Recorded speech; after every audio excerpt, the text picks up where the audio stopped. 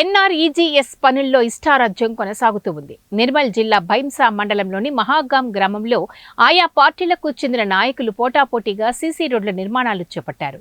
స్థానిక ఎలక్షన్లకు సమీపిస్తున్న తరుణంలో మంచి పేరు వస్తుందని ఆలోచన కాబోలు. మొత్తానికి సీసీ రోడ్డు నిర్మాణ పనులు చకచకా జరిగిపోయాయి. గ్రామస్తులు సైతం సంతోషం వ్యక్తం చేస్తూ గ్రామం అభివృద్ధి దిశగా సాగుతుందని అనుకున్నారు. కానీ వారి సంతోష సంబరం ఆలోచనలకు కళ్ళెం పడింది. 2 నెలలు కూడా గడవకుండానే సీసీ రోడ్ల నిర్మాణంలో నాణ్యతా లోపం బయటపడింది. కంకర తేలుతున్న రోడ్డును చూసి గ్రామస్తులు ఒక్కసారిగా షాక్ అయ్యారు.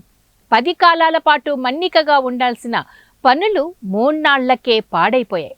లక్షల ప్రజాధనం వృధా అయ్యిందని రోడ్డు పరిస్థితి చూసిన ప్రజలు ఆగ్రహం వ్యక్తం చేశారు.